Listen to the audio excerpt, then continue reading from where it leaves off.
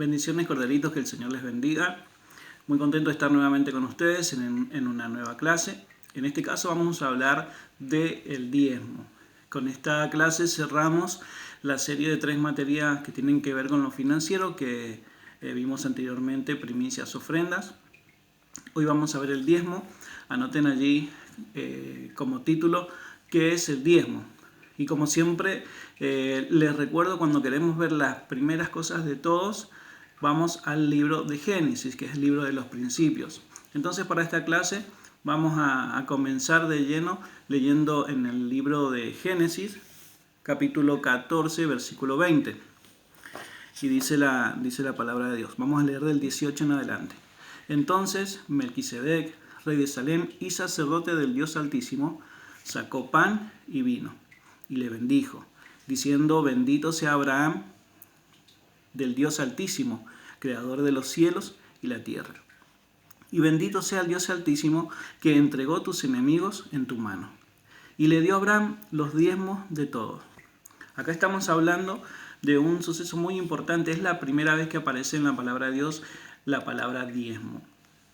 Y se trata de que Abraham se había presentado una guerra.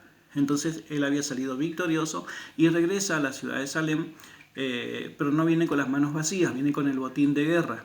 Mucho había recaudado. Recordemos que Abraham era una persona muy adinerada, tenía muchas posesiones. Y después de esta guerra, al salir victorioso, termina siendo mucho más bendecido. Y él se presenta ante el sumo sacerdote de la ciudad de Salem, y le da los diezmos de todos.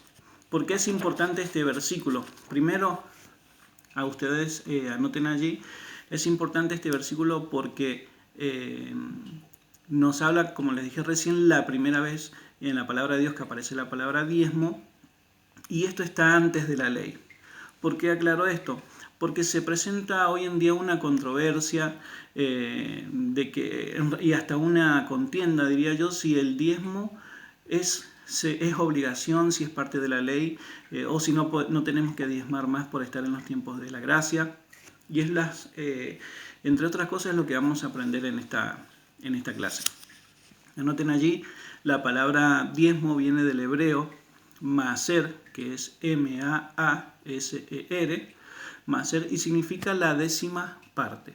Entonces, en este versículo la palabra que se utilizó en el original, en el hebreo, es la palabra maaser, es decir que claramente Abraham fue y dio la décima parte de todo el botín de guerra que había conseguido en ese momento.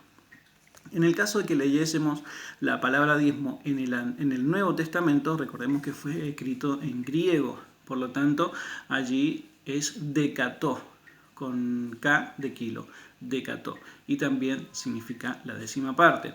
Y esto es importante que lo escriban, que el diezmo es el 10% de todo lo que ingresa a nuestros hogares. Melquisedec era un rey muy importante, y a lo largo de la clase, antes de terminar, vamos a ver por qué y qué tiene que ver hoy en día este rey con nosotros. Para esos tiempos, para los tiempos bíblicos, se diezmaba de todo el pueblo diezmaba de todo lo que ingresaba a sus hogares. Como hablamos anteriormente en otras clases, en este momento, en los tiempos bíblicos, no había un mecanismo económico o un sistema económico como el que nosotros tenemos hoy en día. Si bien se movía el dinero, pero también se trabajaba con la tierra, con la siembra, con la cosecha, como lo habíamos hablado anteriormente, y sobre todo también con los animales. Anoten allí Deuteronomio 14, 24, 25, donde dice algunas de las cosas que se diezmaban. Los vamos a leer para que la idea quede clara. Deuteronomio 14, versículos 24 y 25. 14, 24 al 25 dice la palabra de Dios. Y si el camino fuere y si el camino fuere tan largo que no puedas llevarlo, por estar lejos de ti al lugar que Jehová tu Dios hubiera escogido para poner en él su nombre, cuando Jehová tu Dios te bendijere, entonces los venderás y guardarás el dinero en tu mano y venderás el lugar que Jehová tu Dios te escogiere. Para entender este versículo vamos a leer desde el 22. Dice: indefectiblemente diezmarás todo el producto del grano que rindiere tu campo cada año. Es decir, todo lo que el campo rindiera en el año o en la época de cosecha, luego se sembrará. Se diezmará, perdón. El versículo que leímos después era para aquellas personas que vivían lejos del lugar donde se diezmaba. Entonces ellos podían hasta en un momento vender los productos.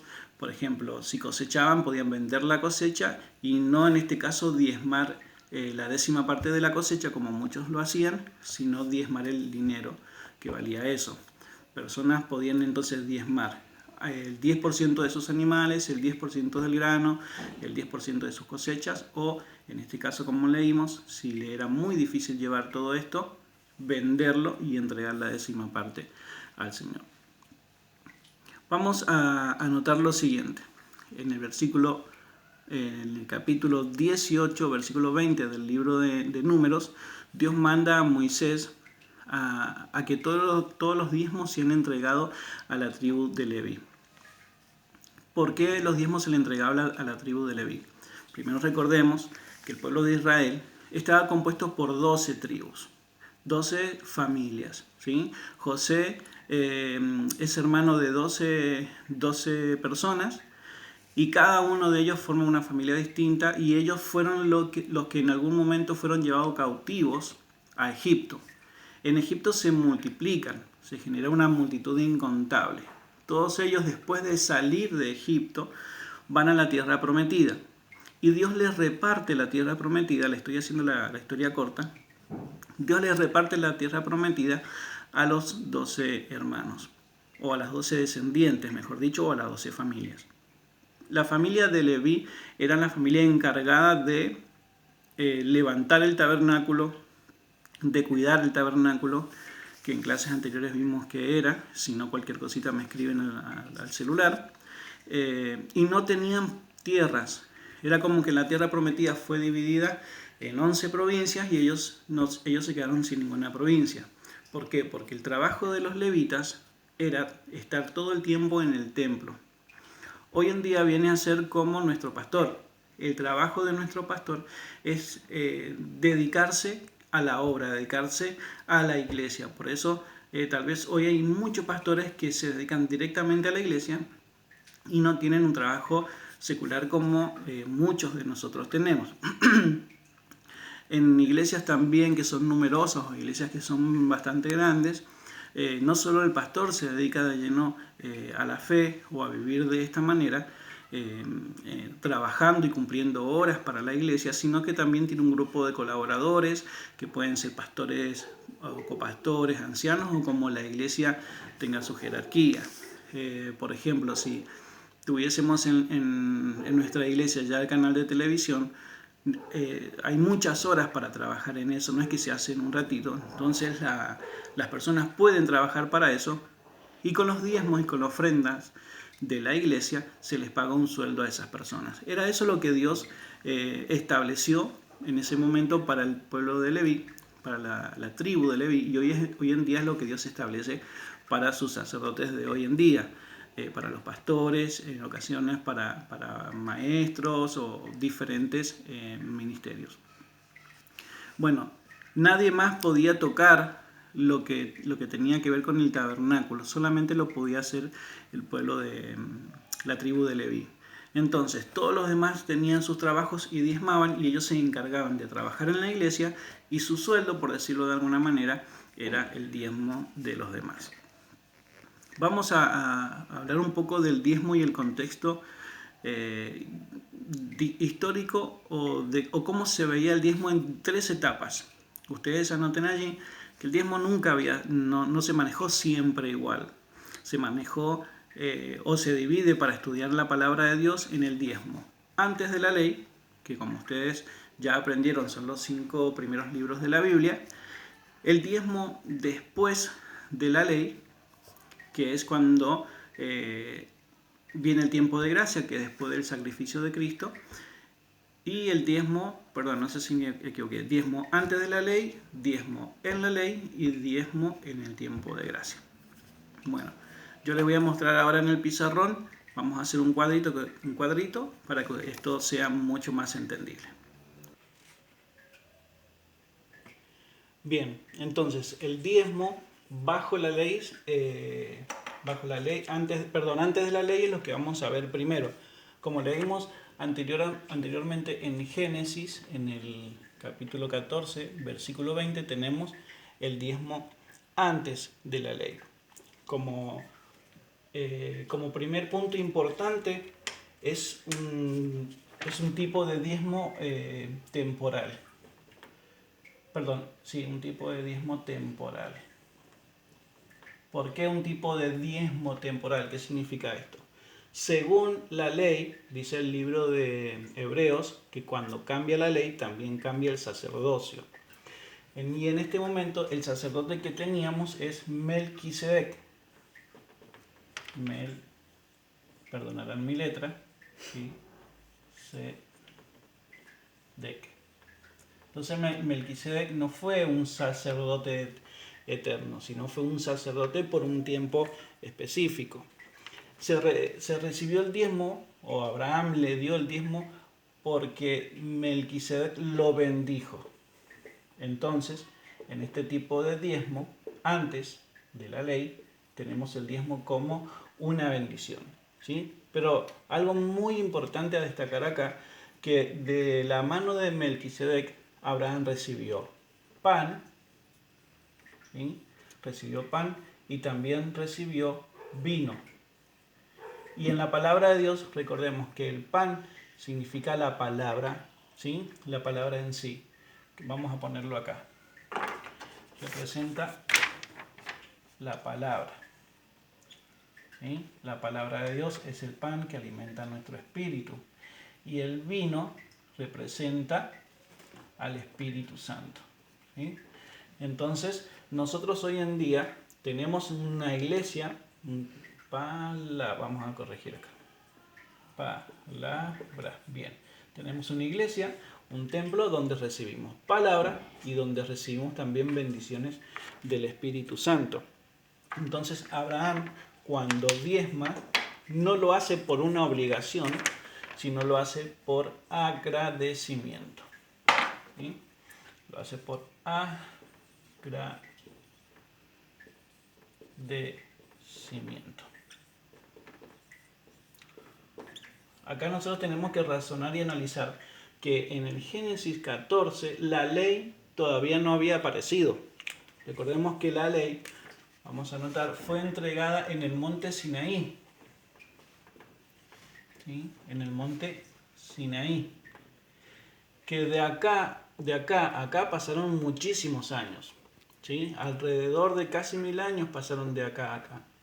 No me quiero equivocar, pero más de 500 años pasaron. Entonces, recién acá, en la parte de el diezmo bajo la ley, recién ahí, el diezmo comienza a ser una obligación, ¿sí? Obligación.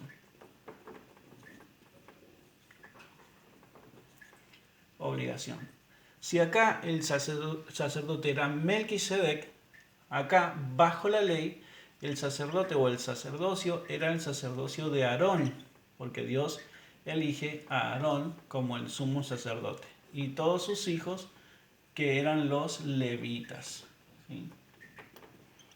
En realidad, Aarón venían todos de la descendencia de Leví, por eso son los levitas. En este caso es muy importante también entender que la ley o este tipo de diezmo fue temporal. En realidad temporal fue el sacerdocio de Aarón. No es que la ley fue temporal, sino el sacerdocio de Aarón fue temporal. Por lo tanto, este tipo de diezmo como obligación también comienza a ser temporal. Si yo quería ser bendecido, tenía que diezmar. En el caso de que yo no diezmaba en ese momento, entonces no era bendecido. Por eso era una obligación. O sea, diezmaban para ser bendecidos. Bendecidos. Ustedes fíjense la diferencia, que acá es para ser bendecidos y acá nosotros diezmábamos, o Abraham diezmó porque él era bendecido. Entonces, por agradecimiento, diezmaba. Acá esto cambia rotundamente. Este versículo es muy importante, que es en Malaquías 3:10. Ahí la palabra de Dios, vamos al 11 también. La palabra de Dios le dice al pueblo de Israel que el pueblo había robado a Dios. Entonces los sacerdotes le dicen: Señor, ¿en qué te hemos robado? Y Dios le dice: en sus diezmos y en sus ofrendas. Y les dice además: si ustedes empiezan a diezmar, yo le voy a reprender al devorador. Entonces es importante entender que acá sí había bendición, pero siempre y cuando se diezmaba. En el caso de que no se diezmara, no había bendición. Y Dios acá le hace una promesa de que abriría la ventana de los cielos. Vamos a poner: abre los cielos. Dios le dice: pruébenme, y si me diezman, yo les voy a abrir las ventanas de los cielos y les voy a bendecir. Dios como que hace un reto, ¿sí? Como que Dios los desafía a ellos. Es como, ¿cómo puedo decirles? Había una bendición, pero esa bendición tenía una cierta condición, ¿sí? Para ser bendecidos tenían que primero diezmar. Este es el sacerdocio levítico, ¿sí? Este es el sacerdocio de Melquisedec y este es el sacerdocio levítico. Por eso pusimos acá esto. Ahora, ¿qué pasa en el tiempo de gracia? El tiempo de la gracia comienza cuando Jesucristo muere en la cruz. Vamos a hacer una especie de cruz. Acá yo no sé dibujar muy bien, pero lo que necesito que entiendan es que después de la ley viene el tiempo de la gracia, ¿sí? Acá empieza la gracia. La gracia. La gracia comienza cuando Jesucristo muere en la cruz, ¿sí? Mientras Jesucristo está en la tierra, en los evangelios, estamos todavía bajo la ley, pero Jesucristo muere, y en ese momento que muere, ahí ya entramos al tiempo de gracia, porque Jesucristo en la cruz deja todas las maldiciones, ¿sí? ¿Qué pasa en este tipo en este tiempo y el diezmo que se utilizaba o que se empieza a utilizar después de Jesucristo en adelante? Acá vamos a anotar Hebreos 4, 14 al 16 y también Hebreos capítulo 5 completo. En estos dos versículos, Dios nos habla en su palabra del sacerdocio de Jesucristo. Vamos a poner, ustedes háganlo más prolijito: sacerdocio de Jesucristo. Sacerdocio de Cristo. Yo sé que seguro ustedes los van a hacer más bonito que yo. ¿Qué pasa? Al haber un cambio, en estos pasajes dice el Señor que cuando cambia el sacerdocio, cambia también la ley. El sacerdocio de Jesucristo, dice en estos versículos, que es el sacerdocio de la orden, ¿sí? De la orden de Melquisedec.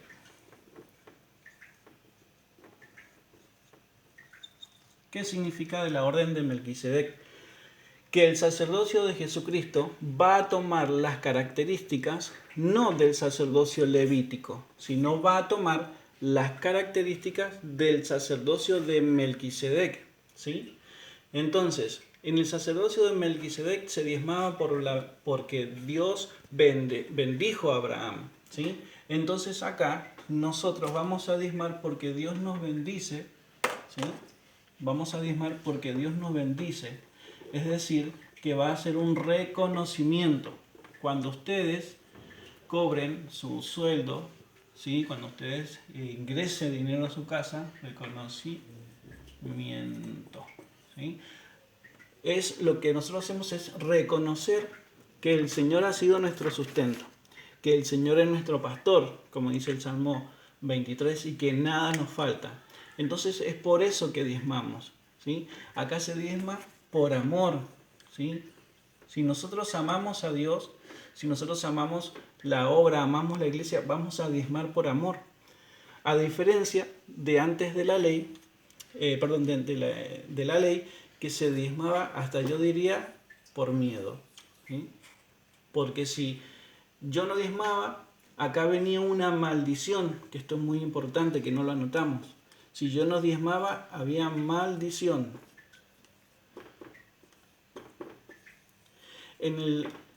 Antes de la ley no había maldición.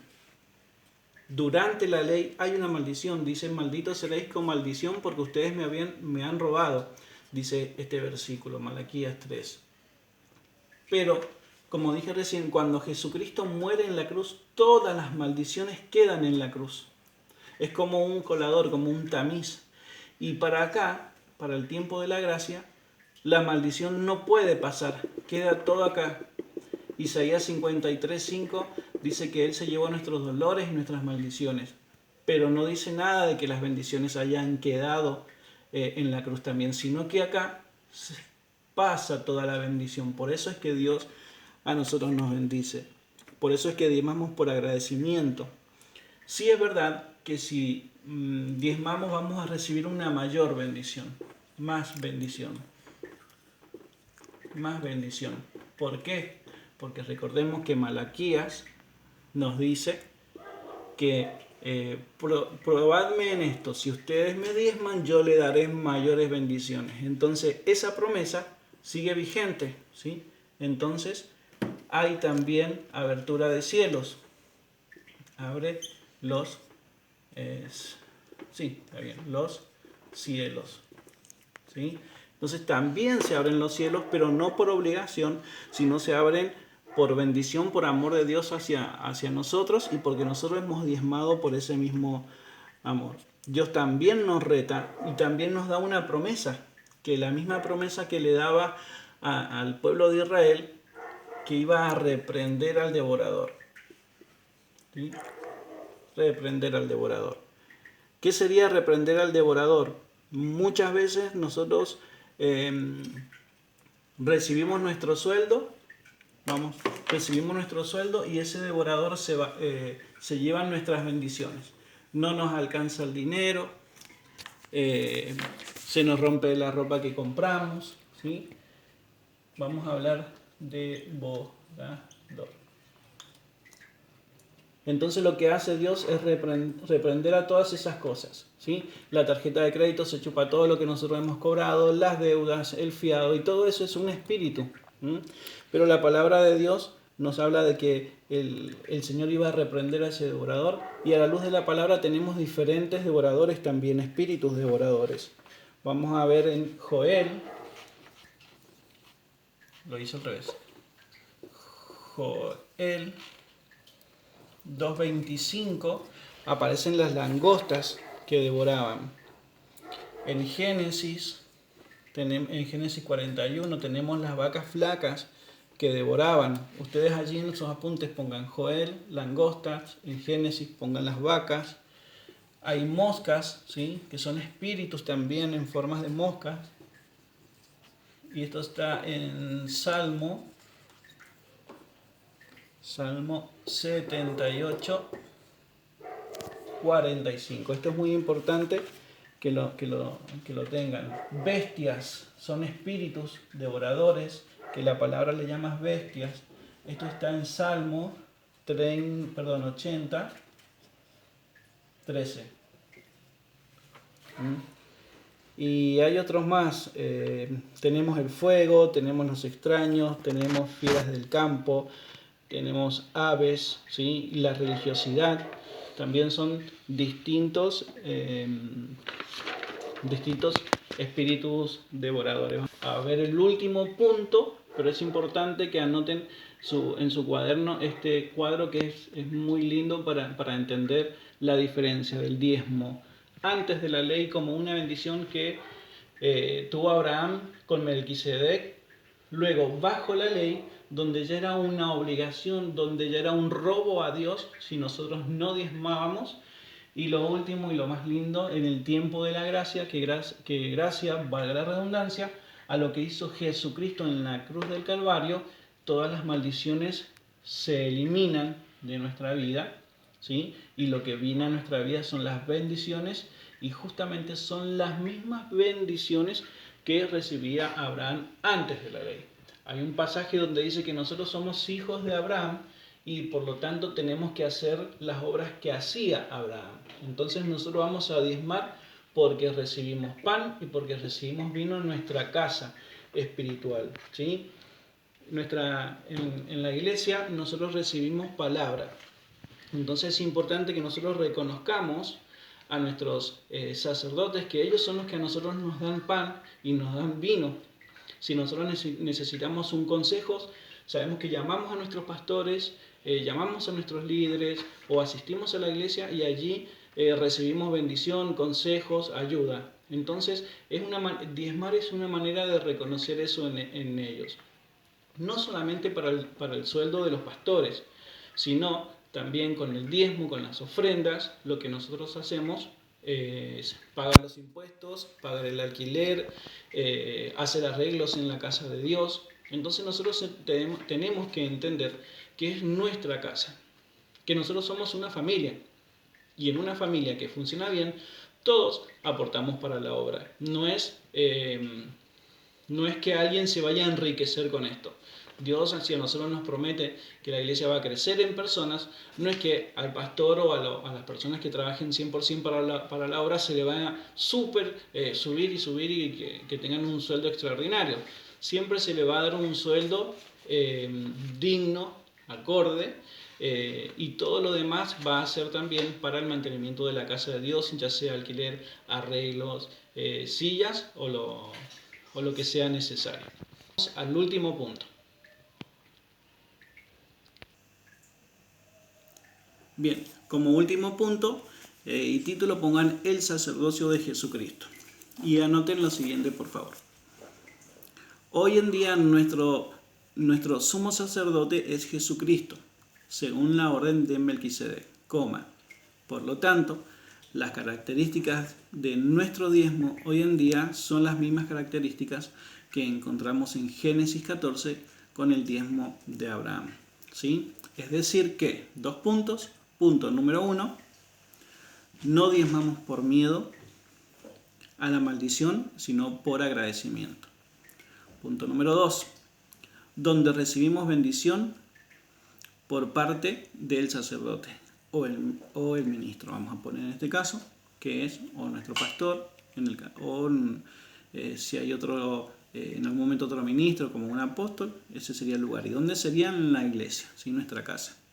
Punto número 3, donde recibimos pan, que es la palabra como alimento espiritual, vino, que es el Espíritu Santo, y es el gozo del Espíritu Santo. Punto número 4, diezmamos por amor a la casa, que es lo que hablábamos recién. Somos una familia y diezmamos todos para sostener esta familia. Punto número 5 y último, Jesucristo en la cruz se llevó toda maldición, pero las bendiciones quedan para nosotros. Por lo tanto, las promesas de bendición también aún están disponibles. Verán que esto tiene que ver con lo que pusimos en el cuadro anteriormente, pero es muy importante que ustedes lo tengan aparte, porque es lo que hoy en día destaca nuestra manera de diezmar, ¿sí? Y algo muy importante que siempre les trato de recordar, que en este caso Dios dice que por ahí muchas veces nosotros queremos hacer guerra espiritual y queremos orar mucho y que el Señor reprenda espíritu, que el Señor reprenda demonios. Van a escuchar muchos que oran de esa manera. Pero en este caso, todos los que son los espíritus devoradores, y si a alguien le interesa, después le mando la lista para que lo puedan anotar bien con sus pasajes, porque no anotamos todos. En cuanto a los espíritus devoradores, el Señor no dice que hagamos guerra espiritual, no dice que estemos una semana ayunando, no, simplemente dice que diezmemos. Entonces, el diezmar es esa parte de esa guerra espiritual que el Señor hace por nosotros, que Él se encarga de reprender. Ni siquiera nosotros tenemos que orar para que el devorador se vaya de nuestra vida. Simplemente nosotros vamos, diezmamos en la casa del Señor y el Señor se encarga de reprenderlo. Cualquier consulta que tengan, cualquier duda que les surja, ya saben que pueden escribirme o escribir en el grupo. Martín, Micaela y yo estamos disponibles para ustedes y bueno, esperamos que les sea de bendición. Para cerrar, pueden anotar Lucas 17:11, donde el diezmar trae sanidad. Hubieron 10 leprosos que fueron sanos, pero uno solo fue el que volvió a agradecer a Dios. Entonces nosotros tenemos que aprender a ser agradecidos. Diezmar por agradecimiento, diezmar por amor, diezmar por disfrutar de ser parte de una familia en Cristo. Que el Señor les bendiga.